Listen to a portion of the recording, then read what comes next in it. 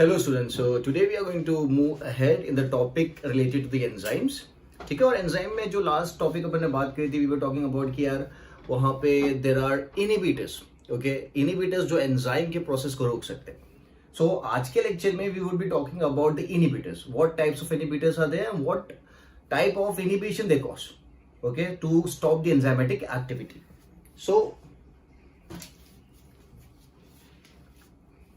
So first I'll talk about competitive inhibitors. कौन से? Competitive. Compete का मतलब आपको पता है? What does it mean? To compete with the main substrate. So now let's take an example first. जैसे कि this is an enzyme. This is an enzyme. ठीक है? और ये जो साइट है, ये बाइंडिंग साइट है. किसकी बाइंडिंग साइट है? सबस्ट्रेट के लिए बाइंडिंग साइट है.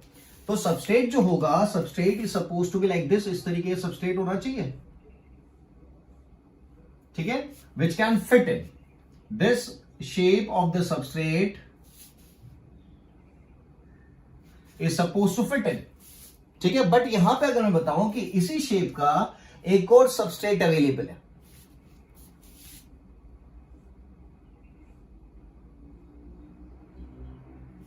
याला तो उसका सेम है आगे का पोर्शन, तो वो भी यहां पे फिट हो सकता है ना.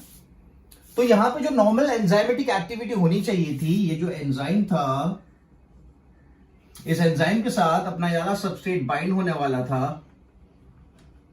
और ये सबस्ट्रेट जब बाइंड होता, ठीक है, तो जो भी एंजाइमेटिक एक्टिविटी होती, जो भी प्रोडक्ट बनता, ओके. बट अभी क्या हो गया? Competition between this substrate and this one. Okay, so now we are going to term it as, अपन तो इसको इनहिबिटर बोलेंगे, क्योंकि इनहिबिटर क्या करेगा? इस प्रोसेस को रोक देगा. समझ में आया? So I put it as enzyme plus substrate. So what are we going to get out of it? So enzyme plus substrate में अपन को क्या मिलने वाला था? We were suppose to get the product. क्या मिलने वाला था? प्रोडक्ट मिलने वाला था. बट याद है कि इसमें क्या हो जाएगा? अगर एंजाइम इस पर्टिकुलर इनहिबिटर से बाइंड करता, आई सॉरी इनहिबिटर, तो यहां पे क्या होगा? मुझे प्रोडक्ट नहीं मिलेगा. No product found.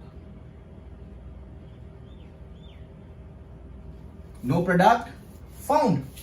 समझ में आया? बिकॉज जो एक्टिव साइट है एंजाइम की, इस एक्टिव साइट में अपना सबस्ट्रेट भी फिट हो सकता है और ये इनहिबिटर भी फिट हो सकता है. तो अगर इनहिबिटर फिट हो गया, इनहिबिटर एंजाइम के साथ रिएक्ट कर लिया, तो प्रोडक्ट नहीं मिलेगा. अगर सबस्ट्रेट एंजाइम के साथ रिएक्ट कर रहा है, तभी प्रोडक्ट मिलने वाला है. तो यहां पे कंपटीशन हो गया. किसके बीच में कंपटीशन हो गया? इसके और इसके बीच में कंपटीशन हो गया. तो मैं टॉपिक को नाम क्या दूंगा? I term it as competitive inhibition. This is competitive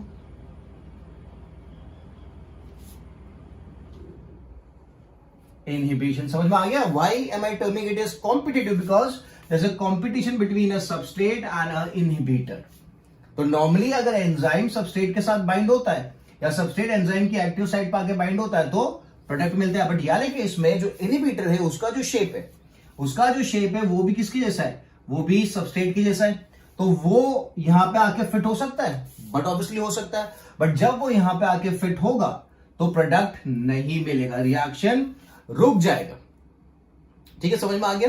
but यहां पे एक और इंपॉर्टेंट बात मैं बोलता हूं कि अगर सबस्ट्रेट का कंसंट्रेशन बढ़ा देते हैं, if the concentration of the substrate is increased, the process can work again. Okay, अगर मैं सबस्ट्रेट का कंसंट्रेशन बढ़ा दूंगा, तो जो इनहिबिटर था अपनी जगह से डिटैच हो जाएगा, यहां से डिटैच हो जाएगा, और फिर से रिएक्शन कंटिन्यू हो जाएगा, रिएक्शन स्टार्ट हो जाएगा. ठीक है, so I put it as, सो रब कर देता हूं मैं. If substrate concentration is increased, if substrate concentration is increased, ठीक है, the reaction can resume again. पूरा प्रोसेस फिर से स्टार्ट हो जाएगा, प्रोडक्ट फिर से मिल जाएगा. ठीक है, तो अगर इनहिबिटर बाइंड हो चुका है, ठीक है, बट अगर उस प्रोसेस के टाइम पे सबस्ट्रेट का कंसंट्रेशन बढ़ा दिया गया तो there is a probability, there is a chance कि प्रोडक्ट फिर से मिलेगा, प्रोडक्ट का फॉर्मेशन होने लगेगा। Getting the whole idea? ठीक है, तो आई टर्म इट एज, यहां पे क्या हुआ, दिस वाज इनहिबिशन। बट अब मैं बोलूंगा क्या रिवर्सिबल इनहिबिशन हो रहा है यहां पे। So reversible inhibition is possible if the substrate concentration is high. So लिखेंगे अपन रिवर्सिबल। पहले तो इनहिबिशन हो गया ना, फर्स्ट इनहिबिशन हुआ। अब मैं क्या बोल रहा हूं, reversible inhibition is possible if substrate concentration is, यही चीज मैंने लिखी है यहां पे। ठीक है, अगर सबस्ट्रेट का कॉन्सेंट्रेशन, अगर for example there is a inhibitor bind हो चुका है, तो उस इनहिबिटर को उस एक्टिव साइट से हटाने के लिए आपको क्या करना पड़ेगा, सबस्ट्रेट का कंसंट्रेशन बढ़ाना पड़ेगा। तो जब सबस्ट्रेट का कंसंट्रेशन बढ़ जाएगा तो क्या होगा, सबस्ट्रेट का कंसंट्रेशन बढ़ने की वजह से आपका रिएक्शन फिर से रिज्यूम हो जाएगा, फिर से आपको प्रोडक्ट मिलना चालू हो जाएगा। ठीक है, समझ में आ गई बात। So reversible inhibition is possible if substrate concentration is high. ठीक है, तो अगर इसको ग्राफ को प्लॉट करें, if you talk about the plotting और रिएक्शन वेलोसिटी और सबस्ट्रेट कंसंट्रेशन के बारे में यहां पे, तो नॉर्मली जो आपने देखा था that was a rectangular hyperbola, that was a rectangular hyperbola, जो पहले अपने ग्राफ देखा था इस तरीके से। अगर मैं फिर से प्लॉट करूं, okay, it was V max, this is the V max.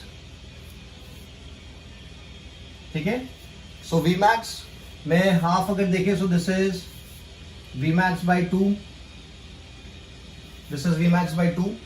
ठीक है, यहाँ पे रिएक्शन वेलोसिटी, यहाँ पे सबस्ट्रेट कॉन्सेंट्रेशन, ये आपको पता है। ओके, मैं यहाँ पे मेंशन कर देता हूँ फिर से, सबस्ट्रेट कॉन्सेंट्रेशन। ठीक है, अब substrate concentration, this is a normal one, this is a rectangular hyperbola. Okay, अगर मैं बात करता हूँ कॉम्पिटिटिव इनहिबिशन के बारे में बात करता हूँ, और उसके केस में जो आपको प्लॉटिंग मिलेगी, वो प्लॉटिंग किस तरीके से मिलेगी। ठीक है, तो आपको पता होना चाहिए, जैसे मैंने बताया कि reaction would reach to the maximum velocity, reaction velocity when there is more amount of concentration, क्योंकि more amount of substrate concentration, तो substrate का concentration ज्यादा होना चाहिए। ओके, तो substrate का concentration अगर मैं ज्यादा करूं, स्टार्ट फ्रॉम यहां से, ओके, सो substrate का concentration आपने बढ़ा दिया। ओके, अब बढ़ाने के बाद it would reach the reaction velocity, okay, it would reach the maximum reaction velocity, but उसको टाइम क्या लगेगा, ज्यादा लगेगा, क्योंकि इनहिबिटर बाउंड था वहां पे। सो इनहिबिटर को हटाने के लिए आपको सबस्ट्रेट का कंसंट्रेशन क्या करना पड़ेगा, बढ़ाना पड़ेगा। तो अगर इसको पहले प्लॉट करते, पहले आपका सबस्ट्रेट कंसंट्रेशन जो था वो इतना था। ठीक है, बट याले केस में सबस्ट्रेट कंसंट्रेशन को अगर अपन देखें, so this is much more, this is much more. पहले इतना ही सबस्ट्रेट कंसंट्रेशन था, अभी सबस्ट्रेट कंसंट्रेशन इतना सारा चाहिए to reach the reaction velocity to the maximum. समझ में आया? Okay, so this is now, this was Km। अगर मैं पूरा कंसिडर करूं, so this is going to be Km dash. इतना पूरा Km डैश मतलब यहां पे क्या हुआ, आपका जो मिचालिस मेंटेन कांस्टेंट था वो बढ़ गया। In case of inhibition, competitive inhibition, the amount of Michaelis Menten concentration Km constant that increases. ठीक है, Vmax तो अचीव कर लिया आपने, बट जो मिचालिस मेंटेन कांस्टेंट था वो क्या हो गया, बढ़ गया। Getting the whole idea? So blue वाला किसके लिए? सो ब्लू वाला that is in presence of, in absence of competitive inhibition, and यहां पे in presence of competitive inhibition. ठीक है, जब आपने सबस्ट्रेट कॉन्सेंट्रेशन बढ़ा दिया, तो मैं यहां पे लिख देता हूं, this is presence of competitive inhibition, और यहां पे ब्लू में क्या लिखेंगे,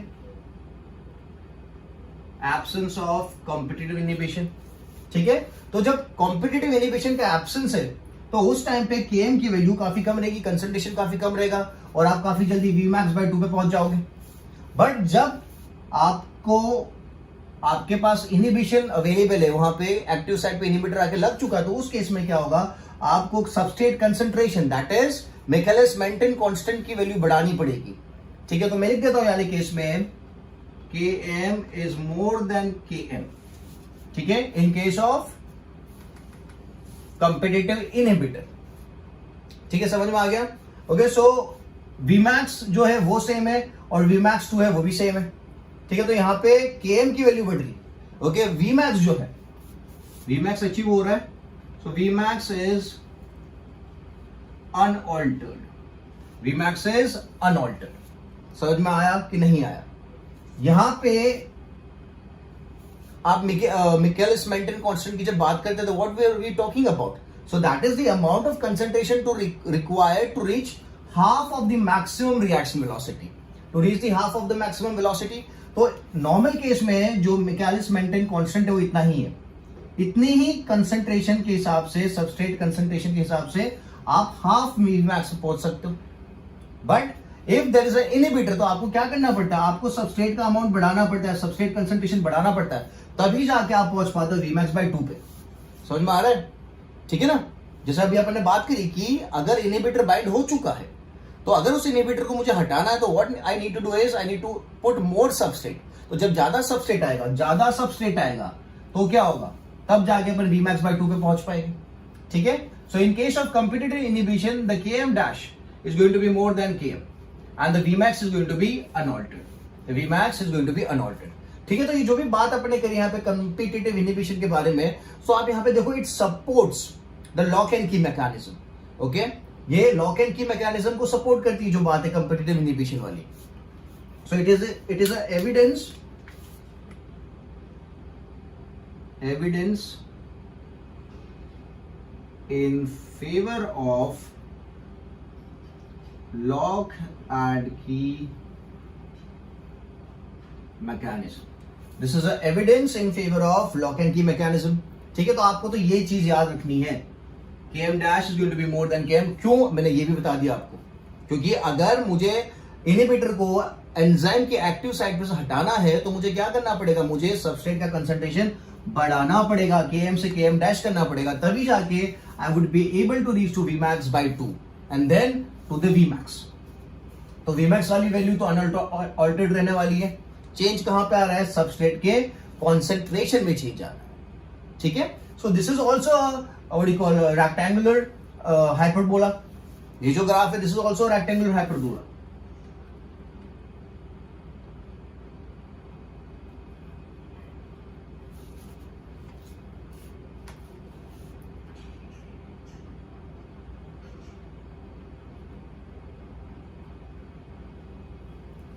This is also a rectangular hyperbola.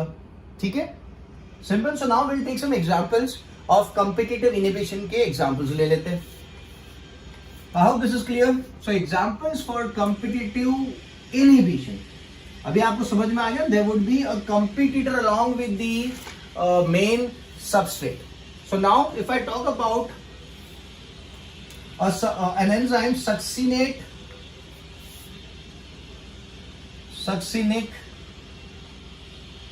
dehydrogenase, अगर मैं सक्सिनिक डिहाइड्रोजिनेस की बात करता हूं तो सक्सिनिक डिहाइड्रोजिनेस कौन से एंजाइम के ऊपर काम ये कौन से सबस्ट्रेट पे काम करेगा? तो इसका जो सबस्ट्रेट है दैट इज सक्सिनिक एसिड या फिर सक्सिनेट। ठीक है, so it acts on, I put it as it acts on succinic acid. It acts on succinic acid या फिर we can also put it as succinate. It acts on succinic acid या फिर succinate। ठीक है, अब आपको याद रखना है जो succinic dehydrogenase enzyme है, this enzyme is found in the membrane of mitochondria, present in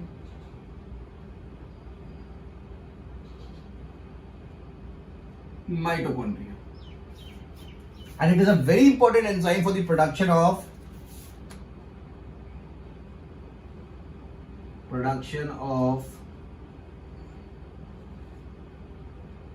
ATP, production of ATP। ठीक है, तो जो सक्सिनिक डिहाइड्रोजिनेस है वो जिस सबस्ट्रेट पे काम करता है, ये हो गया सबस्ट्रेट। आपको पता होना चाहिए एंजाइम के पीछे ASE होता है, तो ये एंजाइम है, ये सबस्ट्रेट है, ठीक है। अब यहाँ पे इनहिबिटर, तो यहाँ पे जो इनहिबिटर है, मैं इनहिबिटर लिखता हूं अपन लिखते हैं ग्रीन से, तो क्या चीज ब्लू से लिखते हैं। तो यहाँ पे जो इनहिबिटर है दैट इज मेलोनिक एसिड। क्या नाम है? मेलोनिक एसिड भी बोल सकते हैं या फिर मेलोनेट, मेलोनिक एसिड या फिर मेलोनेट। तो ये कौन हो गया अपना? इनहिबिटर हो गया। तो अभी आपको आइडिया आ गई होगी कि सक्सिनिक डिहाइड्रोजिनेज के साथ अगर मेलोनिक एसिड बाइंड हो गया तो उस केस में अब क्या होगा? सक्सिनिक एसिड का फॉर्मेशन नहीं होगा या सक्सिनेट का फॉर्मेशन नहीं होगा, और ये दोनों मिलके क्या बनाते थे? एटीपी के प्रोडक्शन में हेल्प करते थे। तो एटीपी का प्रोडक्शन नहीं हो पाएगा, ठीक है। तो यहां पे मैं लिख देता हूं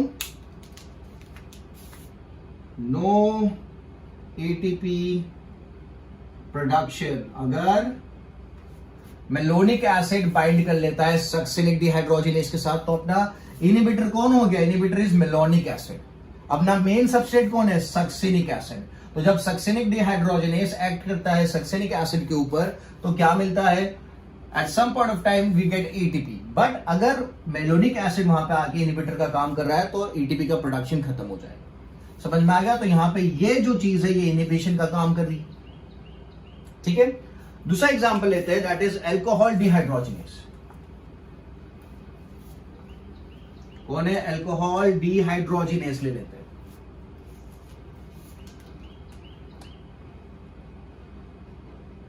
अल्कोहल डिहाइड्रोजिनेज की अगर बात करें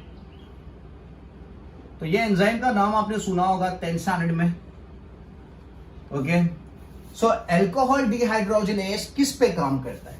सो it acts on ethyl alcohol.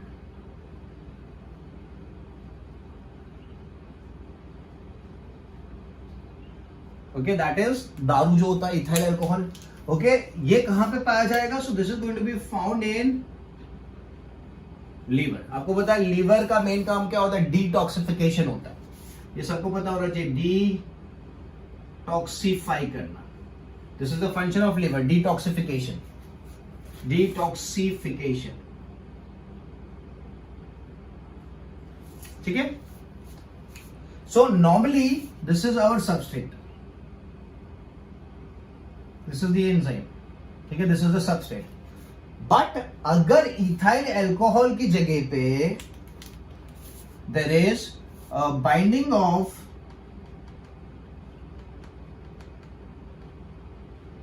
Methyl alcohol, ये इस केस में क्या है? इनहिबिटर है। ये इस केस में क्या है? इनहिबिटर है। तो अगर इथाइल अल्कोहल की जगह अल्कोहल डिहाइड्रोजिनेज से बाइंड करता है मिथाइल अल्कोहल तो बॉडी में क्या हो जाता है? टॉक्सिसिटी, बॉडी में टॉक्सिसिटी बढ़ जाती है, ठीक है। तो बॉडी में अगर टॉक्सिसिटी बढ़ जाएगी so this can turn out to be fatal. जिसने अल्कोहल को कंज्यूम किया उसकी डेथ भी हो सकती है। तो अब बचेगे कैसे? तो now what is done is, if the person has methyl alcohol inside the body, okay, which is bound to alcohol dehydrogenase, तो अब क्या किया जाएगा? उस बंदे को इथाइल अल्कोहल इंट्रावेनसली, मतलब इंजेक्शंस के थ्रू या फिर बॉटल्स के थ्रू उनको इंट्रावेनसली इथाइल अल्कोहल बॉडी के अंदर डाला जाएगा। सो दैट क्या होगा? जैसा मैंने बात करी थी, अगर मुझे इनहिबिटर को हटाना है अल्कोहल डिहाइड्रोजिनेज से, एंजाइम से, तो मुझे क्या करना पड़ेगा? मेरे सबस्ट्रेट का कंसंट्रेशन बढ़ाना पड़ेगा। सो अगर मैं सबस्ट्रेट का कंसंट्रेशन बढ़ाऊंगा तो क्या होगा?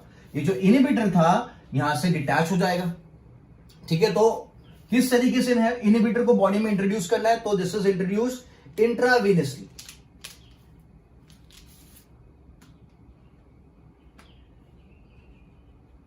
इंट्रावेनसली,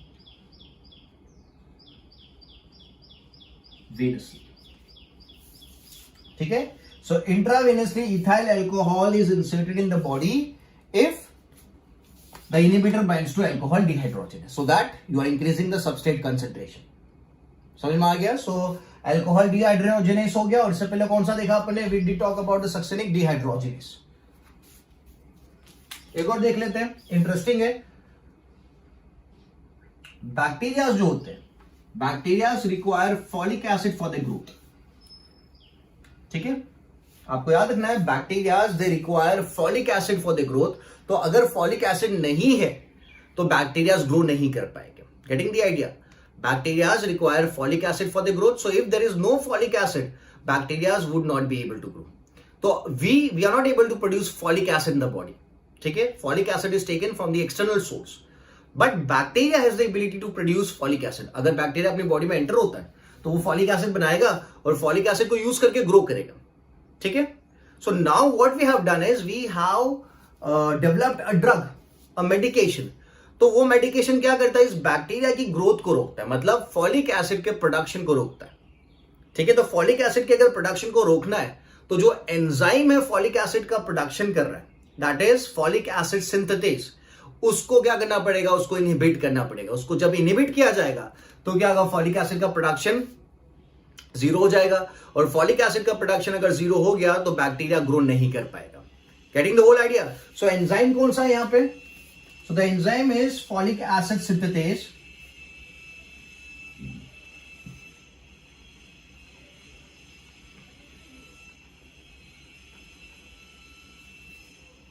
ठीक है, we have folic acid syntheses.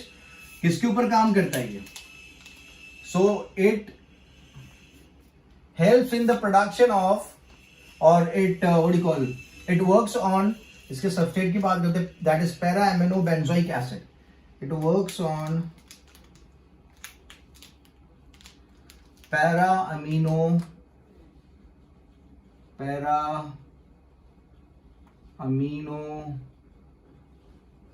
benzoic acid, which is termed as PABA कहा जाता है।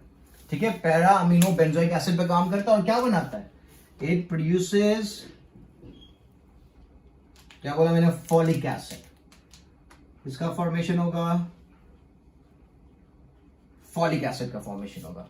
और फॉलिक एसिड के बारे में जैसे मैंने बताया कि it is very important for the growth of, very important for the growth of bacteria. ठीक है, और ये वाला एंजाइम कहां होगा, तो ये भी अपन लिख लेते, it is found in bacteria. समझ में आ गया? मतलब बैक्टीरिया के पास एक एंजाइम है, क्योंकि अपनी बॉडी के पास तो वो एंजाइम नहीं है, फॉलिक एसिड भी नहीं है, तो बैक्टीरिया अपने साथ वो एंजाइम को रखता है। उस एंजाइम का नाम है फॉलिक एसिड सिंथेसेस। ओके, और ये एंजाइम क्या करता है, ये एंजाइम याले सबस्ट्रेट पे बाइंड करता है, PABA लिखा अपन ने जो, that is para amino benzoic acid. Okay, this is the enzyme. ठीक है, और वो एक्ट करके क्या बनाता है, ये क्या है, प्रोडक्ट है, folic acid is the product. और ये प्रोडक्ट किस काम में आता है, बैक्टीरिया की ग्रोथ के लिए। It is very important for the growth of bacteria. अगर मेरी बॉडी में बैक्टीरियल इन्फेक्शन हो गया है तो मेरी बॉडी में बैक्टीरिया फॉलिक एसिड बना रहा है और उस फॉलिक एसिड को यूज करके ग्रो कर रहा है। तो अगर मेरी बॉडी के अंदर बैक्टीरियल इन्फेक्शन को रोकना है तो मुझे फॉलिक एसिड के प्रोडक्शन को रोकना पड़ेगा, और फॉलिक एसिड के प्रोडक्शन को अगर मुझे रोकना है तो मैं क्या करूंगा, मैं यूज करूंगा inhibitor. What is used is inhibitor. तो इनहिबिटर जो यूज किया गया है, that inhibitor is termed as sulfa drug. ठीक है, it is termed as sulfa drug. और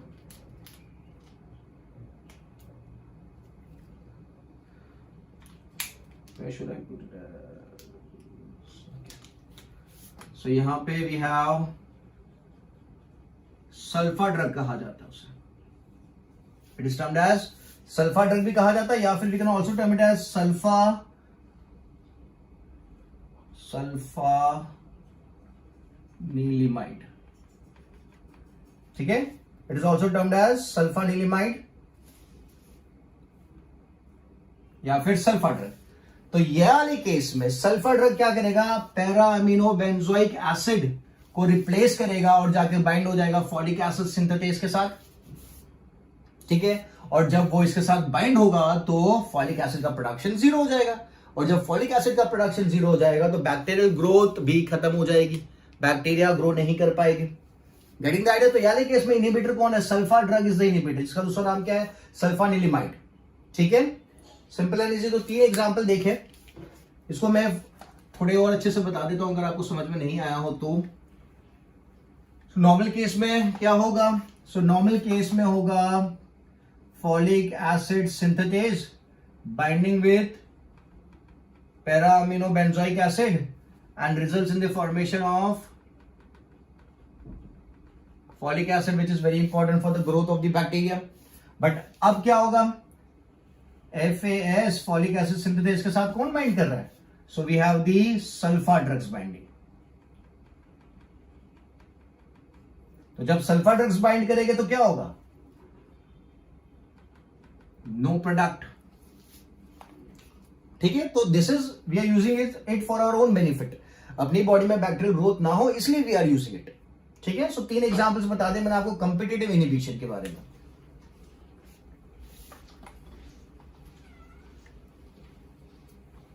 सो याद रखना, बैक्टीरियल सेल्स को ग्रो करने के लिए क्या चाहिए? They require the folic acid.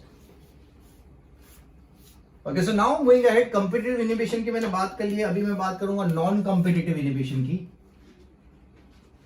मतलब दे आर नॉट कंपीटिंग. यहां पे जो इनहिबिटर है वो कंपीट नहीं करेगा. ठीक है, तो क्या करेगा? तो लेट्स सी. जैसे कि दिस इज दी एंजाइम. ठीक है, ये उसका एक्टिव साइट है. और अपना जो सबस्ट्रेट होगा, यानी केस में सबस्ट्रेट का शेप जो होना चाहिए, सबस्ट्रेट का शेप कुछ इस तरीके से होगा. It is going to come and bind here. तो यहां पे जो नॉन कॉम्पिटिटिव इनहिबिटर्स होते हैं वो क्या होते हैं? They would come and they would bind somewhere here. जैसे this is a non competitor inhibitor. वो आके यहां पे बाइंड हो जाएगा. और जब वो यहां पे आके बाइंड हो जाएगा तो एक्टिव साइट पे बाइंड नहीं हुआ, ये आपको बात दिमाग में रखनी. वो कहीं पे भी एंजाइम के वहां पे बाइंड हो जाएगा. तो जब वो यहां पे बाइंड होगा तो इसका जो शेप है वो चेंज हो जाएगा. इसका शेप चेंज हो जाएगा, मतलब the shape would turn out to be like this.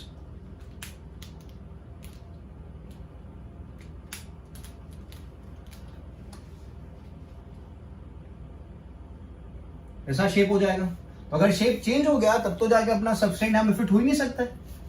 तो यहां पे क्या होगा? प्रोडक्ट का फॉर्मेशन नहीं हो पाएगा. समझ में आ गया? तो इसने ये जो अपना इनहिबिटर था, it is a non competitive inhibitor. इसने क्या किया?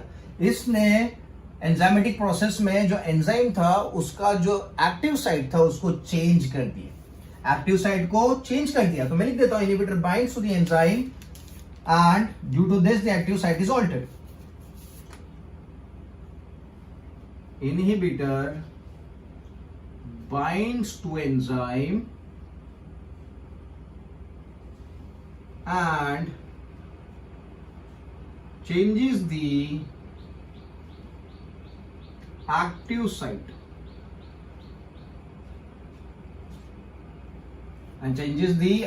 site of the enzyme. आगे बात समझ में कि इनहिबिटर ने क्या किया? इनहिबिटर बाइंड हुआ, यहां पे बाइंड नहीं हुआ है, याद रखना एक्टिव साइट पे बाइंड नहीं हुआ है.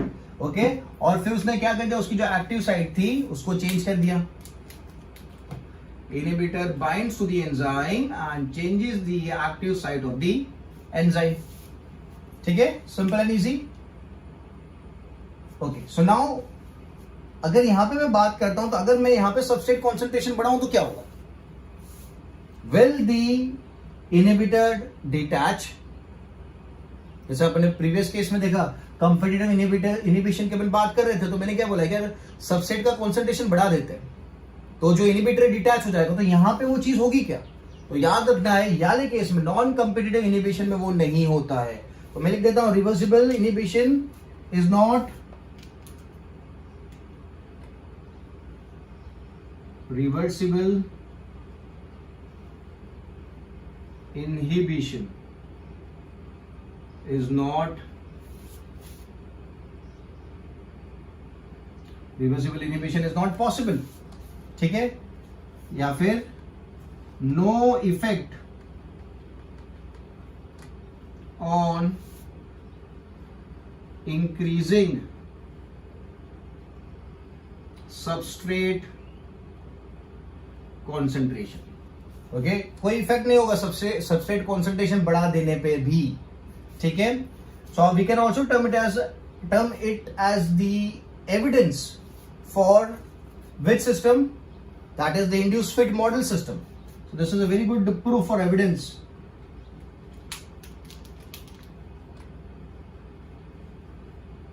Evidence for evidence in favor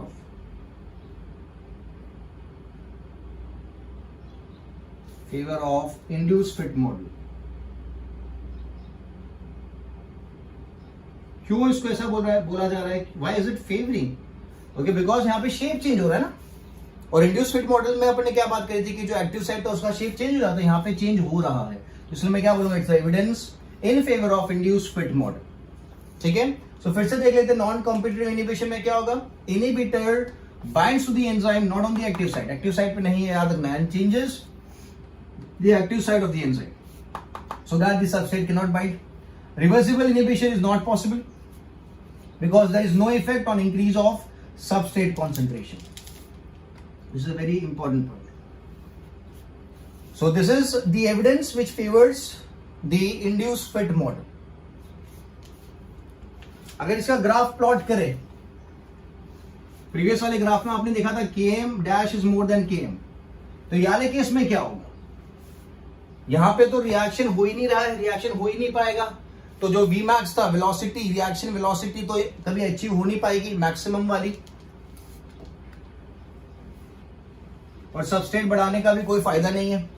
तो नॉर्मल ग्राफ अगर आप देखो तो कुछ इस तरीके से बनाया था आपने Vmax वाला. This is going to be Vmax. ठीक है, यहां पे कहीं पे आपका V considered as Vmax by 2. This is reaction velocity, this is substrate concentration, ये सब आपको पता हो जाना चाहिए. Okay, so now in terms of non competitive inhibition अगर आप देखो, ठीक है, तो नॉन कॉम्पिटिटिव इनिबिशन में आप सबस्ट्रेट बढ़ाओगे तो भी कोई फर्क पड़ने वाला है नहीं.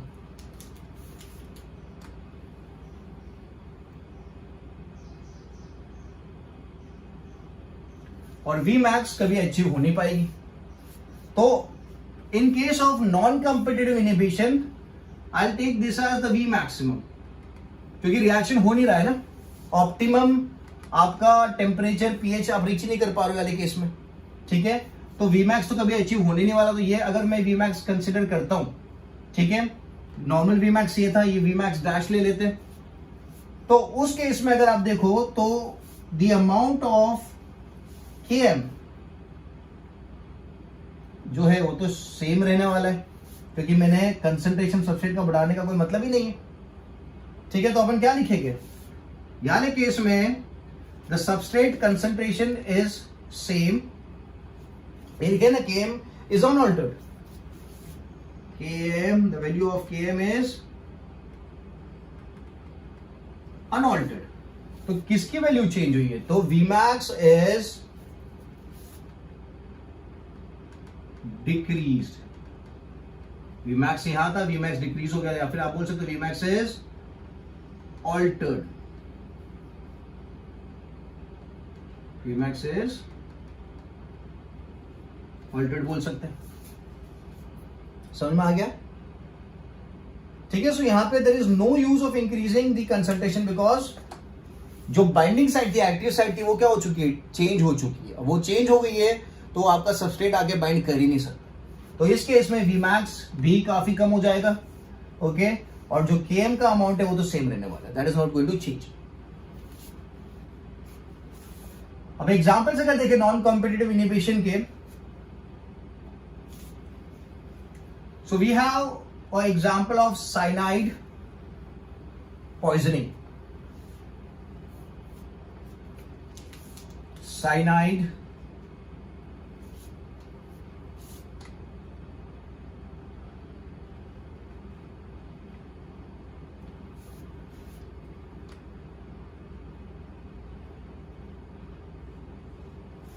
ठीक है, so we have a very good example of cyanide poisoning.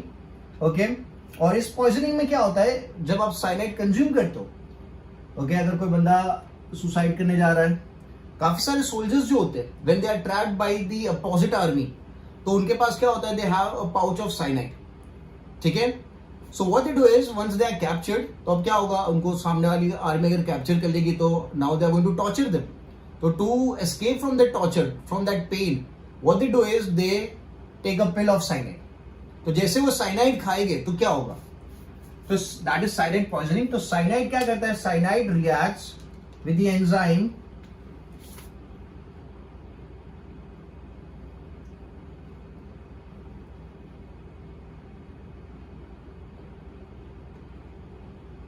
cyanide reacts with the enzyme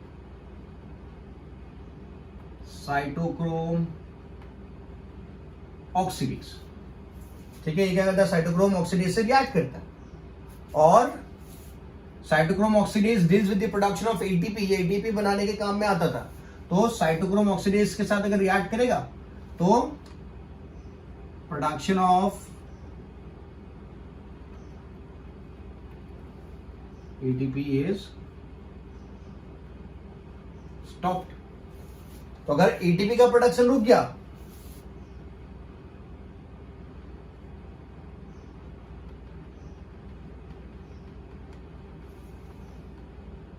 so it leads to the death of the person. समझ में आ गया? तो साइनाइड जैसे ही आप कंज्यूम करोगे ना, फटाफट रिएक्ट करेगा कौन सा एंजाइम के साथ, साइटोक्रोम ऑक्सीडेज के साथ रिएक्ट करेगा. और जैसे ही रिएक्ट करेगा, साइटोक्रोम ऑक्सीडेज का मेन फंक्शन क्या है, एटीपी प्रोडक्शन है. एटीपी बनाना साइटोक्रोम ऑक्सीडेज का काम है. ऑब्वियसली माइटोकॉन्ड्रिया के साथ एसोसिएटेड है. ठीक है, तो प्रोडक्शन ऑफ एटीपी क्या हो जाएगा, रुक जाएगा. और जैसे ही प्रोडक्शन ऑफ एटीपी रुकेगा, आपकी बॉडी में एटीपी की कमी हो जाएगी, तो आपकी जो वाइटल ऑर्गन्स है, आपकी जो बायोकेमिकल प्रोसेसेस है, वो सब रुक जाएंगे. और जब वो रुक जाएंगे तो क्या होगा, that would lead to the death of the person. That would lead to the death of the person. ठीक है, समझ में आ गया? एक और एग्जांपल लेते हैं. साइनाइड पॉइजनिंग हुआ. दूसरा एग्जांपल लेते हैं नर्व गैस का. किसका? Nerve gas. What is this nerve gas?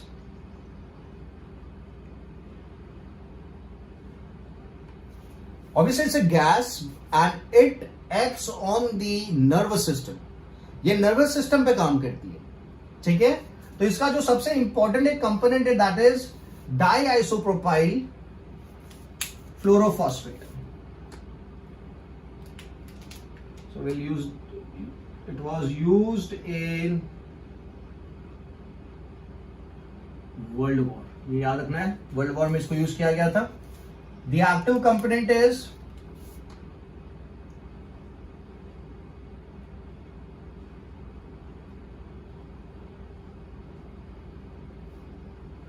diisopropyl, okay, diisopropyl fluorophosphate.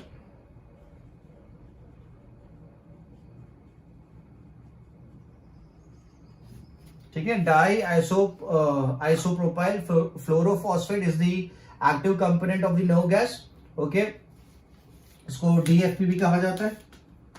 DFP, that is diisopropyl फ्लोरोफॉस्फेट.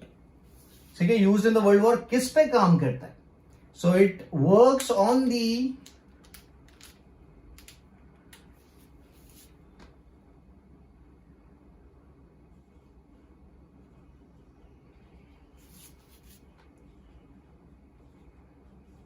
works on the signal transmission. Signal जो ट्रांसमिशन होता है उसमें अफेक्ट करता है. ठीक है, अब किस तरीके से अफेक्ट कर रहा है? तो आपको पता है साइनैप्स. ओके, दो न्यूरॉन्स के बीच की जो स्पेस होती है उसे साइनैप्स कहा जाता है. Okay, let's say this are two neurons, this is synapse. तो यहां पे जो गैप है उसमें एक एंजाइम रिलीज किया जाता है. ओके, उस एंजाइम का नाम है acetyl Colin. Acetyl choline is the name of the enzyme. And acetyl choline is actually a neurotransmitter. क्या है?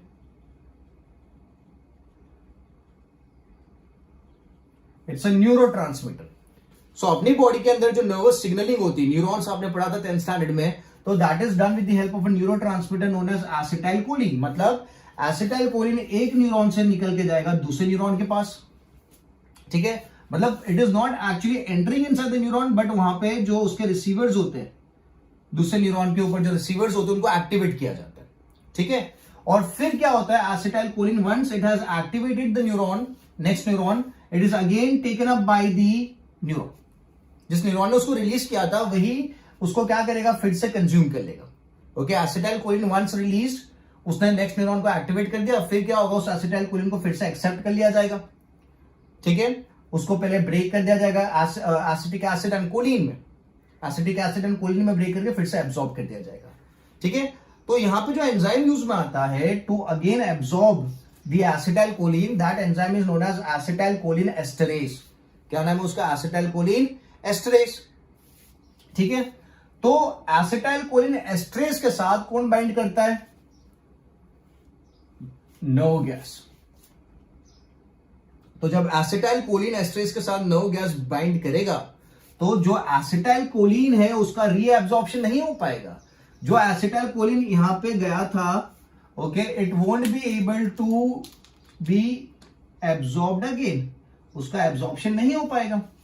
ठीक है, वो यहीं पे रह जाएगा, it would remain here only. तो एसिटाइलकोलिन तो क्या करता है, मसल को एक्टिवेट करने का काम करता है ना। अगर आपका मसल मूवमेंट हो रहा है तो आपके न्यूरॉन्स के थ्रू एसिटाइलकोलिन आएगा और मसल्स को एक्टिवेट करेगा। तो अगर एसिटाइलकोलिन यहां पे फिर से रीएब्सॉर्ब नहीं हुआ तो आपका मसल क्या रहेगा, एक्टिवेटेड ही रहेगा। समझ में आ रहा है, बिकॉज नॉर्मली क्या होता है, एसिटाइलकोलिन जो रिलीज हुआ है उसको फिर से न्यूरॉन क्या करता है, रीएब्सॉर्ब कर लेता है। किसकी मदद से, एसिटाइलकोलिन एस्टरेज की मदद से रीएब्सॉर्ब कर लेता है। बट यहां पे क्या हुआ, एसिटाइलकोलिन एस्टरेज के साथ कौन बाइंड हो रहा है, नो गैस बाइंड हो रहा है, या फिर आप बोल सकते हो डाई आइसोप्रोपाइल फ्लोरोफॉस्फेट बाइंड हो रहा है। तो अगर वो बाइंड हो गया तो इसका ब्रेकडाउन नहीं हो पाएगा, और इसका ब्रेकडाउन नहीं होगा तो ये मसल के पास ही रहेगा, और मसल क्या रहेगा, कॉन्ट्रैक्टेड रहेगा। ठीक है, तो मैं यहां पे लिखता हूं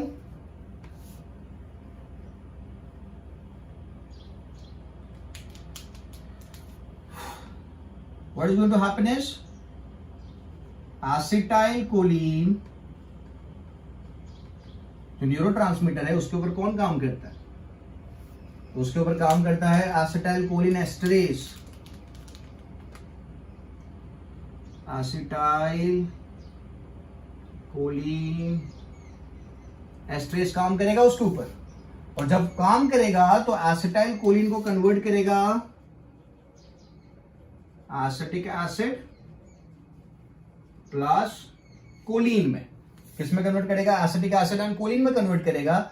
और जब ये कन्वर्ट हो जाएगा तो मैं लिखूंगा इट इज रीएब्सॉर्ब्ड बाय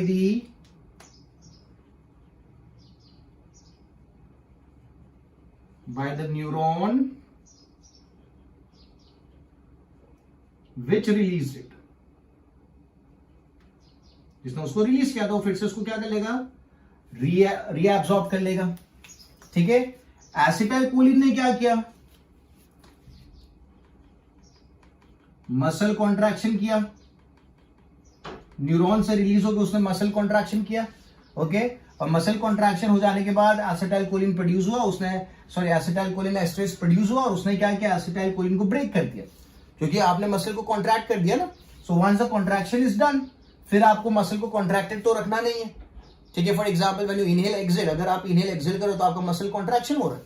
ठीक है, तो जब एक्सेल हो रहा है, ओके, इनहेल किया आपने तो आपके मसल्स कॉन्ट्रैक्ट हुआ, एक्सेल हुआ मतलब रिलैक्स हुआ। तो अगर आपका मसल कॉन्ट्रैक्टेड ही रह गया तो आप तो ब्रीथ नहीं कर पाओगे, और आप ब्रीथ नहीं कर पाओगे so this is going to be fatal, आपकी डेथ हो जाएगी। So muscle should be relaxing and contracting.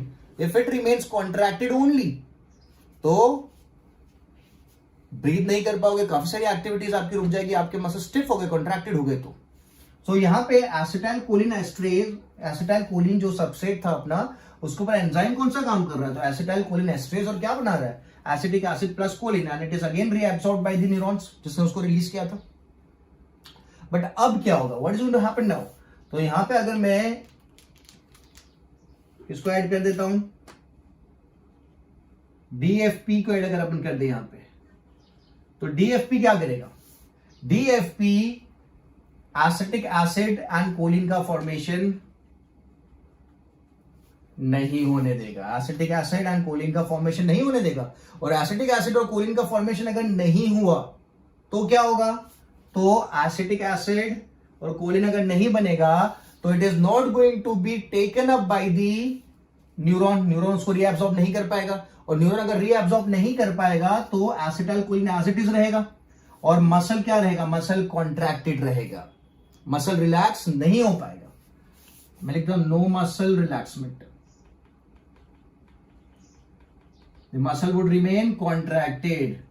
और जब वो कॉन्ट्रैक्टेड रहेगा तो काफी सारी muscular activities, breathing, exhale, inhale कर रहे हो, ठीक से नहीं हो पाएगी, and that would lead to the death of the person.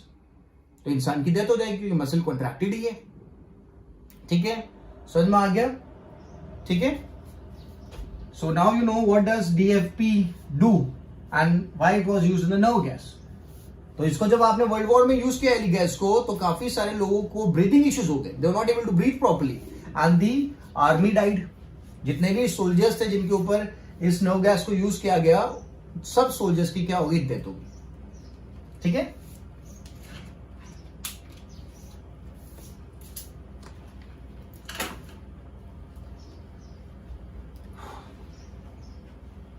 So this was non competitive inhibitor की बात हो गई है। अभी एक और बात मैं बोलता हूं कि जो factors that denature enzyme, okay, factors चीजें दैट डीनेचर एंजाइम को जो चीजें डीनेचर कर देती है, उसकी प्रॉपर्टी को खत्म कर देती है, those can also be termed as non-competitive inhibitors. They can also be termed as non-competitive inhibitors. मतलब वो चीजें, वो फैक्टर्स जो एंजाइम को डीनेचर कर देते हैं, एंजाइम की प्रॉपर्टी को खत्म कर देते हैं, उनको भी आप कैटेगरी में डाल सकते हो एज नॉन कॉम्पिटिटिव इनहिबिटर्स और इनहिबिशन। ठीक है, जिसका एग्जांपल अगर आप देखो, so I put the example of high temperature, आप बोल सकते हो चेंज इन पीएच अपन कंसिडर कर सकते हैं। ठीक है, आयोनाइजिंग रेडिएशन,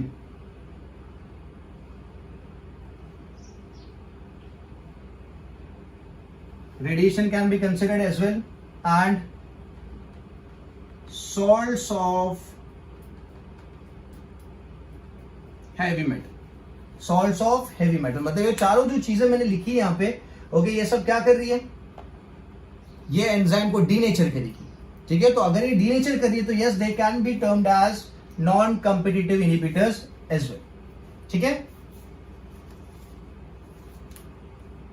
आप यहां पे एक्सरे लिख सकते हो। ठीक है, सो फैक्टर्स दैट डीनेचर एंजाइम, जो डीनेचर करेगा एंजाइम को, उसको भी you can put it in the category of non-competitive inhibitors. ठीक है, so let's move ahead and now let's talk about the feedback inhibition. इसकी बात करेंगे, feedback inhibition का प्रोसेस तो आपको पता चल गया, रोकना। so अगर मैं बात करूं okay, feedback inhibition, so feedback inhibition की बात करते हैं तो it's going to be like, example से चालू करते हैं। Let's say there is glucose plus ATP, और ग्लूकोज प्लस एटीपी, और यहां पे मैं एंजाइम यूज करता हूं हेक्सोकाइनेस।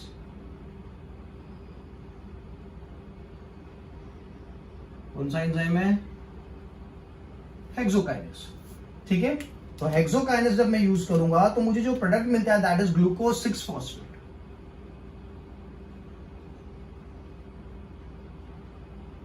और क्या मिलेगा, एटीपी को यूज किया, एटीपी का आपने फॉस्फेट यूज किया, तो आपको क्या मिलेगा, you will get ADP, adenosine diphosphate मिलेगा, क्योंकि आपने एटीपी यूज किया और उसका एक फॉस्फेट आपने यूटिलाइज कर लिया।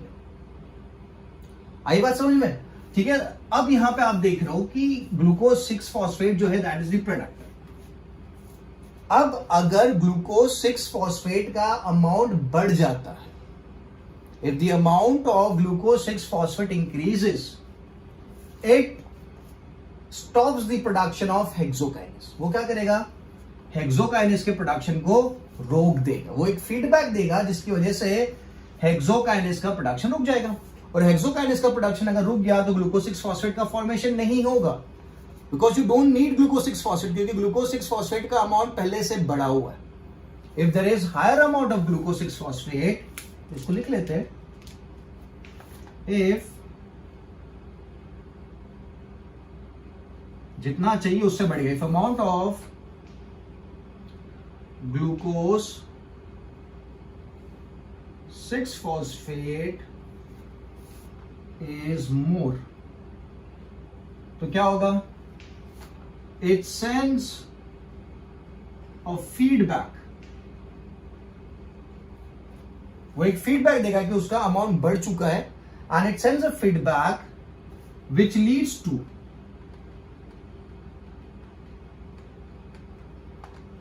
the inhibition, or which leads to the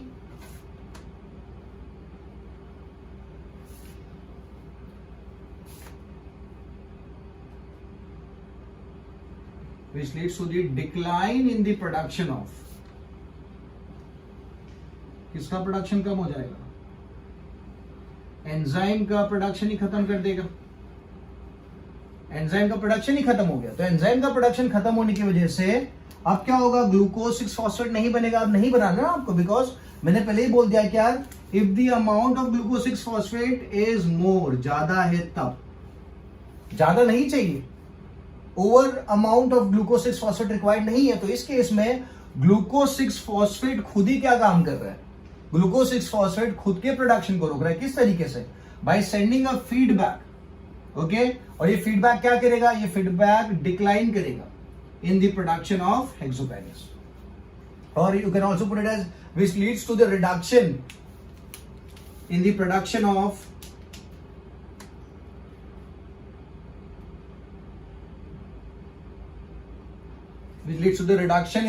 of the enzyme hexokinase. ठीक है, समझ में आया? क्लियर है? सो यहां पे क्या होगा? This is known as the feedback inhibition, क्योंकि फीडबैक दिया गया। जब ग्लूकोज 6-phosphate का अमाउंट बढ़ा, तब जाके क्या हुआ? तब जाके हेक्सोकाइनेस के प्रोडक्शन को, की एक्टिविटी को रोक दिया गया। ठीक है, समझ में आ गया? सो दिस इज फीडबैक इनहिबिशन। एक और एग्जांपल अगर मैं बोलूं तो दैट इज फॉस्फोफ्रुक्टोकाइनेस। एक एग्जांपल यहां पे लिख देता हूं, दैट इज फॉस्फोफ्रुक्टोकाइनेस। ठीक है, जैसे यहां पे मैंने बोला ग्लूकोज 6-phosphate, ओके, हेक्सोकाइनेस, तो यहां पे है फॉस्फोफ्रुक्टोकाइनेस। ठीक है,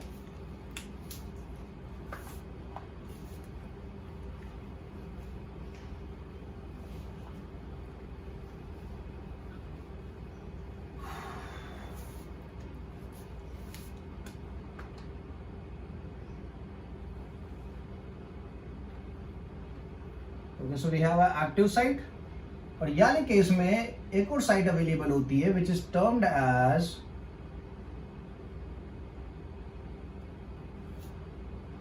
okay, so this site is known as the regulatory site and this site is known as the active site. Active site जहां पे कौन बाइंड होगा? सबस्ट्रेट बाइंड होगा। ठीक है,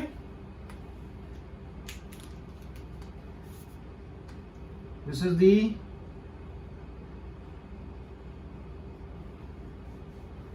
रेगुलेटरी साइट, और नीचे वाली जो साइट है दैट इज जहां पे सबस्ट्रेट आके बाइंड होता है, that is termed as the active site. ठीक है, अब जो रेगुलेटरी साइट है वहां पे there is a modulator binding with the site, और जो मॉड्यूलेटर होता है ये क्या हो सकता है? ये एक पॉजिटिव मॉड्यूलेटर भी हो सकता है। पॉजिटिव मॉड्यूलेटर मतलब प्रोडक्ट मिलेगा, नेगेटिव मॉड्यूलेटर मतलब प्रोडक्ट नहीं मिलेगा। तो मैं यहां पे लिखता हूं रेगुलेटर साइट पे अगर positive modulator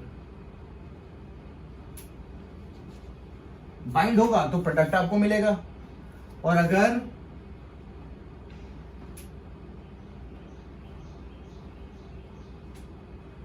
negative modulator bind होगा तो प्रोडक्ट नहीं मिलेगा। एक्टिव साइट एक्टिव नहीं रहेगी, पॉजिटिव साइट मॉड्यूलेटर अगर रहेगा तभी एक्टिव साइट क्या रहेगी? एक्टिव रहेगी। ठीक है, समझ में आ गया? तो जैसे एक्टिव साइट चालू है, प्रोडक्ट का फॉर्मेशन हो रहा है, यही प्रोडक्ट क्या करेगा? रेगुलेटर साइड पे जब उस प्रोडक्ट का प्रोपोर्शन बढ़ जाएगा तब जाके बाइंड होगा, ओके, और क्या काम करेगा? It would work as a negative modulator, और खुद के प्रोडक्शन को रोक देगा। ठीक है, अगर इसका ग्राफ प्लॉट करते हैं, if you plot a graph, वही रिएक्शन वेलोसिटी, ओके, वही रिएक्शन वेलोसिटी की अगर बात करें तो it is going to be a sigmoid curve. Okay, जो ग्राफ प्लॉट होगा यहां पे that is termed as sigmoid curve. ठीक है, फीडबैक इनिबिशन जो है it is also termed as allosteric modulation. It is also termed as allosteric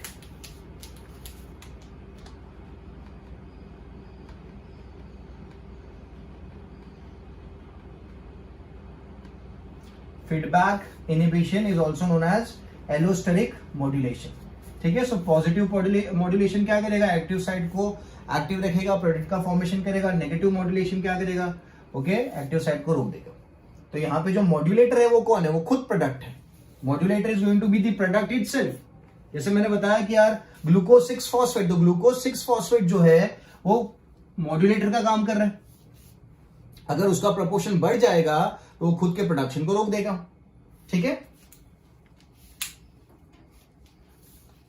तो आपको याद रखना है फीडबैक इनिबिशन में क्या मिलेगा, सिग्मॉइड कर्व मिलेगा। और इससे पहले जो 2 केसेस आपने देखे उसमें आपको क्या मिलेगा, नॉर्मल जो था आपको हाइपरबोला वही देखने को मिलेगा। Now moving ahead and will talk about the uses of enzyme. Enzyme किस काम में आते हैं।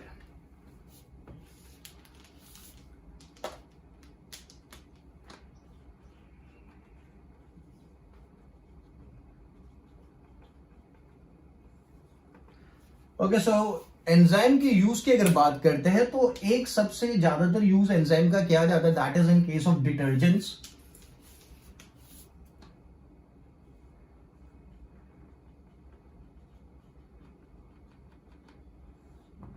ओके, और जो चीज यूज करी जाती है दैट इज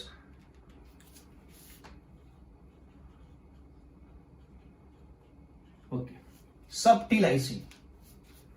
जैसे आपने देखा होगा डिटर्जेंट्स में काफी सारे कलरफुल ग्रेन्यूल्स होते हैं। ओके, तो वो जो कलरफुल ग्रेन्यूल्स होते हैं उस ग्रेन्यूल के अंदर जो एंजाइम है that enzyme is known as subtilising. जैसे आप इन ग्रेन्यूल्स को पानी में डालोगे तो ग्रेन्यूल्स जो कलर कोटेड है वो कलर निकल जाएगा और उसके अंदर से जो एंजाइम है दैट इज सबटिलाइजिंग, ये क्या हो जाएगा, रिलीज हो जाएगा। ठीक है, तो सबटिलाइजिंग कहां से लिया जाता है, so it is obtained from Bacillus subtilis. It is obtained from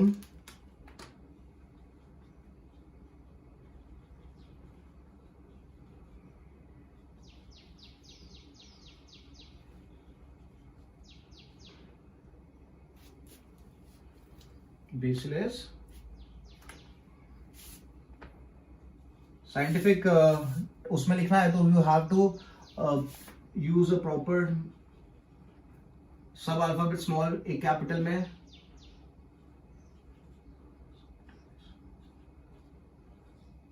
Okay, Bacillus subtilis obtained from the bacteria Bacillus subtilis. It is a alkaline protease.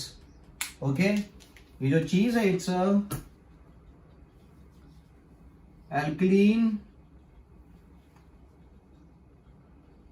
protease which is extracted from Bacillus subtilis. ठीक है, क्या काम में आता है, detergent में काम में आएगा, जो आपके हैवी स्टेन्स है उन स्टेन्स को निकालने के काम में आएगा। दूसरी जो चीज है that is it is used in, this is also very interesting, it is used in baby food.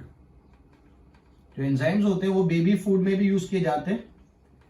Baby food में क्यों यूज किए जा रहे हैं, बिकॉज बेबी का जो मेटाबॉलिज्म है, जो डाइजेस्टिव सिस्टम है वो वीक है।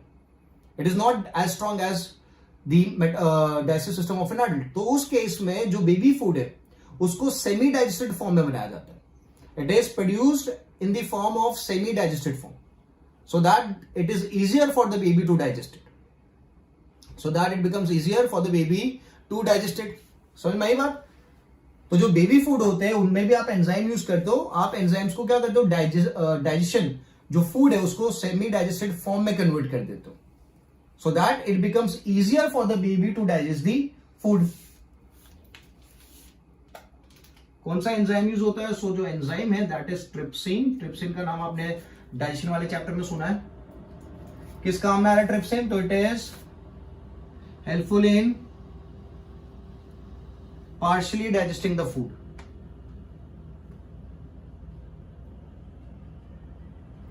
partially digesting food. क्यों करना है पार्शियली डाइजेस्ट फूड को? बिकॉज डाइजेस्टिव सिस्टम ऑफ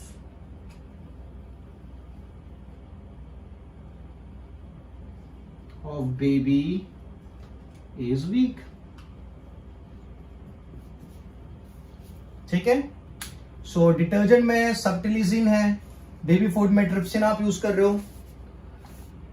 फिर एक टेक्निक है which is known as ELISA. क्या नाम है टेक्निक का? ELISA. That is enzyme linked immunosorbent acid.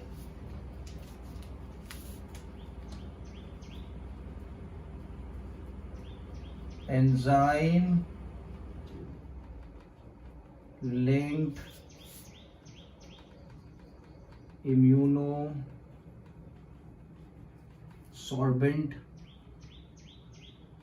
Acid,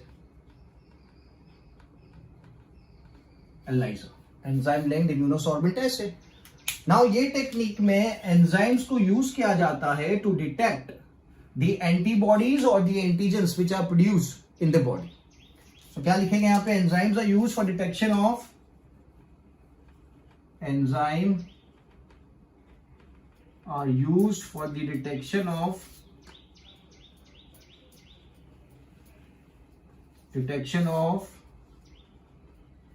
antigen or antibody present in the organism। कोई भी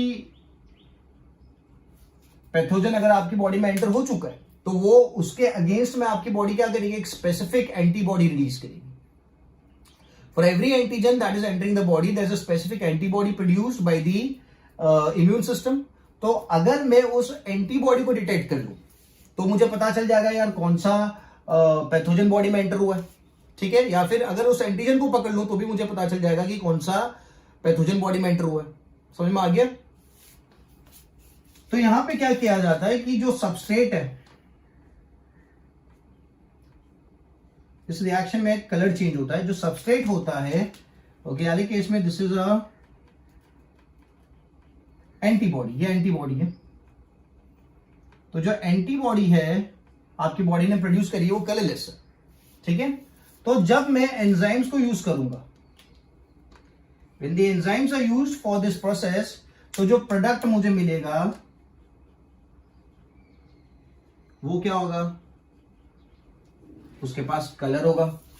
मतलब जो रिएक्शन होगा उस रिएक्शन कलरलेस से रिएक्शन क्या बन जाएगा? कलर वाला रिएक्शन बन जाएगा।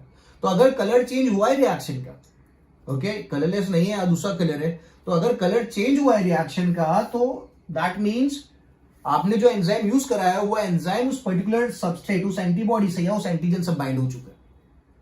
क्योंकि कलर कब ऑब्टेन होगा? जब रिएक्शन होगा। जब रिएक्शन होगा किसके बीच में? आपने जो एंजाइम यूज किया है और जो एंटीबॉडी आपको चाहिए थी, ओके, उसका। क्योंकि आपको पता है एंजाइम और सबस्ट्रेट क्या होते हैं? स्पेसिफिक होते हैं ना। तो अगर मैं एक स्पेसिफिक एंजाइम यूज कर रहा हूं to find out the specific substrate, तो ही वो एंजाइम रिएक्ट करेगा और कलर चेंज हो जाएगा। पर अगर मैंने जो एंजाइम यूज किया है और जो substrate I am looking for, वो सबस्ट्रेट या एंटीजन या एंटीबॉडी होस्ट की बॉडी में या बॉडी के अंदर नहीं है, तो उस केस में क्या होगा? ये जो एंजाइम आपने यूज किया वो रिएक्ट करेगा ही नहीं एंटीबॉडी के साथ या एंटीजन के साथ। और जब वो रिएक्ट करेगा ही नहीं, there would be no change of colour. तो अगर रिएक्शन में कलर चेंज हो गया तो आप क्या बोलोगे कि आपको जो डिजायर्ड एंटीबॉडी था, एंटीजन मिल गया, you are infected with that pathogen. और अगर नहीं मिला, that means you are not infected. ठीक है, so ELISA is a technique which is widely used for detection of various disease. आप एड्स के डिटेक्शन के लिए भी एलाइजा को यूज कर सकते हो। Okay, another important use of enzymes is they are used as clot busters.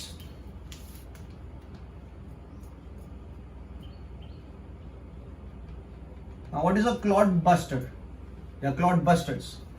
अगर आपका ब्लड वेसल है, if there is a blood vessel, और उस ब्लड वेसल के अंदर अगर क्लॉटिंग हो जाती है, क्या हो जाती है? क्लॉटिंग हो जाती है। ठीक है, तो एक क्लॉटिंग की वजह से क्या होगा? आपका जो ब्लड फ्लो है वो डिस्टर्ब हो जाएगा। आपका ब्लड फ्लो आगे ठीक से नहीं जा पाएगा। और इससे काफी सारे disease related to the blood vessel, related to the heart develop हो सकती है। Lot of diseases can be developed related to the heart. ठीक है, तो क्लॉट बस्टर्स क्या करेंगे, जब आप इनको इनटेक करोगे तो ये इस क्लॉट को तोड़ देंगे। क्या करेंगे, इस क्लॉट को तोड़ देंगे। तो ये जो क्लॉट है, ये क्लॉट बनने के प्रोसेस को कहा जाता है थ्रोम्बोसिस। क्या कहा जाता है, thrombosis. That is clot formation. Thrombosis is clot formation. तो जो क्लॉट बना है that is known as thrombosis. तो यहां पे अगर मुझे इस क्लॉट को तोड़ना है, डाइजेस्ट करना है, ब्रेक डाउन करना है, तो जो चीज यूज की जाती है दैट इज स्ट्रेप्टोकाइनेस।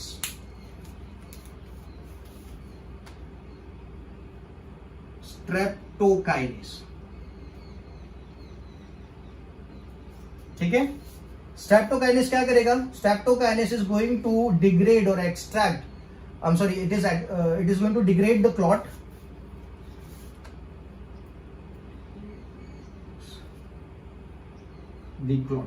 क्लॉट को डिग्रेड कर देगा और आपके ब्लड वेसल को क्या कर देगा, क्लियर कर देगा। ठीक है, कहां से एक्सट्रैक्ट करते, तो it is extracted from the bacteria streptokinase. Extracted from the bacteria Streptococcus.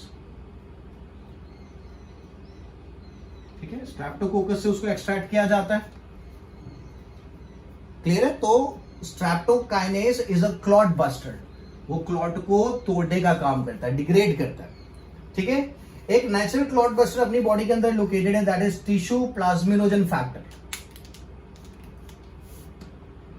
This is one more clot buster, that is tissue plasminogen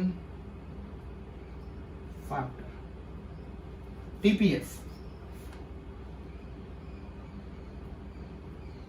ठीक है, so this is a natural clot buster जो अपनी बॉडी के अंदर located है।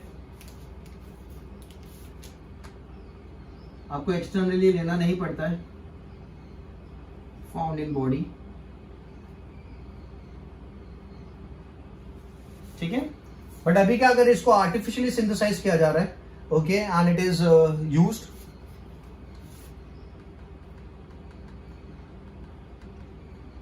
now it is artificially produced for higher production. ठीक है, सो मैंने दो क्लॉट बस्टर्स आपको बता दिए, streptokinase and tissue plasminogen factor, that is TPF. आपको याद रखना है, स्ट्रेप्टोकाइनेस आप बैक्टीरिया में से एक्सट्रैक्ट करते हो, नाम क्या है, स्ट्रेप्टोकोकस नाम है। और आप टिश्यू प्लाज्मिनोजन फैक्टर वो कहीं से एक्सट्रैक्ट नहीं करते हो, बॉडी में ही बनता है। ओके, बट अभी अपन ने क्या कर दिया, इंडस्ट्रियल आर्टिफिशियल प्रोडक्शन चालू कर दिया है to have more amount of TPF, क्योंकि आजकल काफी सारे केसेस ऐसे बन रहे हैं जहां पे ब्लड वेसल्स में क्लॉटिंग काफी होती है।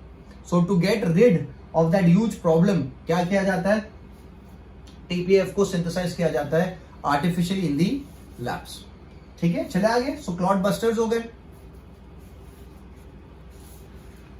Formation of clot is known as thrombosis. Formation of clot is known as thrombosis. ठीक है, अब एक और एंजाइम ले लेते हैं, पैक्टिनेस। पैक्टिनेस अगर आपको पता होगा तो it is found in the cell wall. Okay, it is found in the primary cell wall. तो पैक्टिनेस एंजाइम क्या करेगा, पैक्टिन को डाइजेस्ट करेगा। Okay, so it is used in digestion of pectin, used in digestion of pectin। तो pectin क्या है, तो pectin is an important component of the cell wall।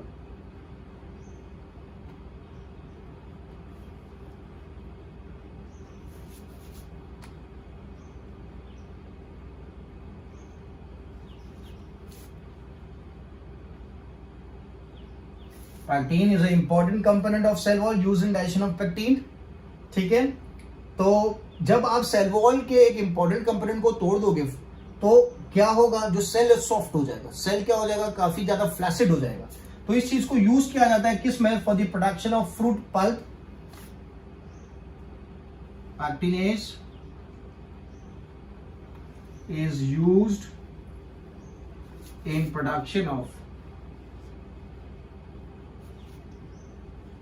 fruit pulp and fruit juice.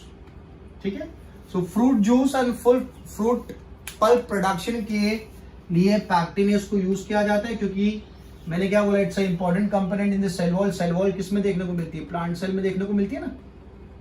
ठीक है, तो अगर प्लांट सेल में आपने पैक्टिन को डाइजेस्ट कर दिया तो सेल क्या हो जाएगा? सॉफ्ट हो जाएगी, फ्लैसिड हो जाएगी. So that is appropriate for the formation of fruit pulp and fruit juice. ठीक है, so that is the pectinase enzyme. दूसरा एंजाइम देख लेते हैं लास्ट.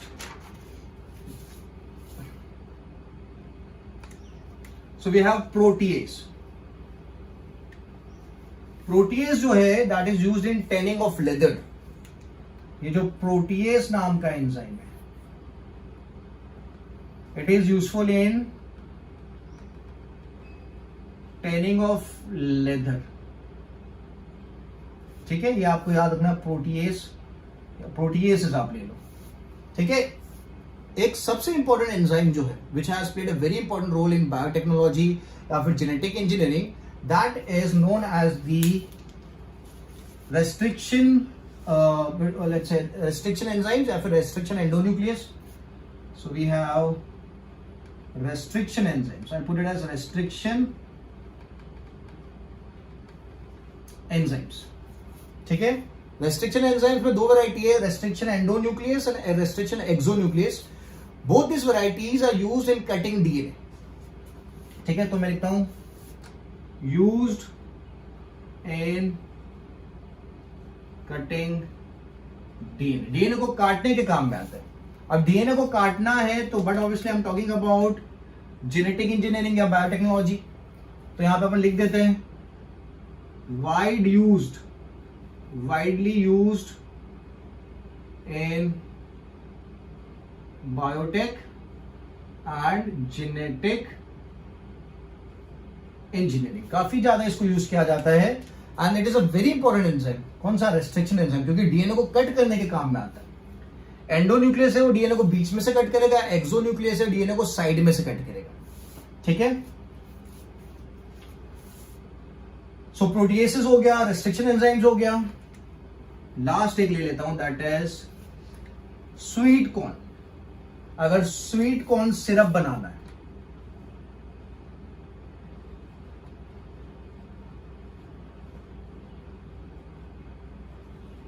तो स्वीट कॉर्न सिरप अगर बनाना है तो अगर मैं कोई भी सेल की बात करता हूं, जैसे कि अगर मैं मेज की बात करूं, ओके, तो मेज दैट इज कॉर्न, तो उसमें जो फूड स्टोर होता है that is in the form of starch. किसके फॉर्म में स्टोर है? स्टार्च के फॉर्म में स्टोर है. तो स्टार्च से उसे कन्वर्ट किया जाता है इनटू ग्लूकोज,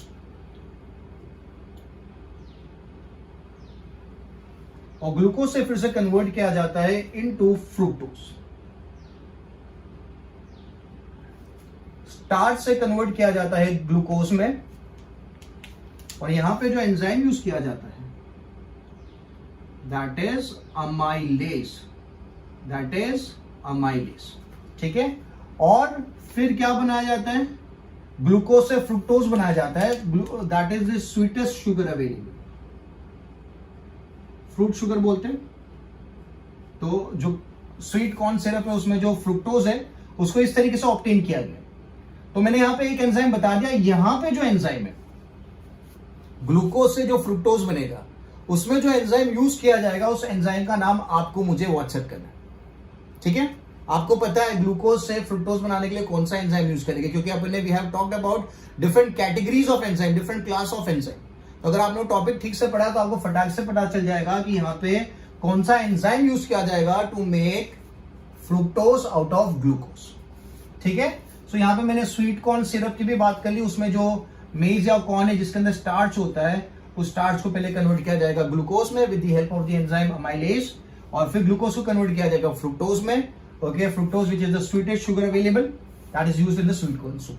ठीक है, तो आपको यहां पे बताना है कौन सा एंजाइम यहां पे यूज किया जाएगा। ठीक है, so this was all about the chapter biomolecules. Okay, this was all about the chapter biomolecules. Now in the next lecture we would move ahead and talk about a new chapter. तो biomolecules के अगर आपने सब lectures देख लिए, आपने अच्छे से नोट बना दी है, तो बायोमोलिक्यूल्स वाला chapter is done from the competitive point of view as well. ठीक है, यहाँ पे जो आपको क्वेश्चन पूछा गया है ग्लूकोज से फ्रुक्टोज वाला, उसका आंसर आपको मुझे व्हाट्सएप करना है। ठीक है, so in the next lecture we would start a new topic, a new chapter. ठीक है, so I keep this much for the lecture. Okay, bye bye.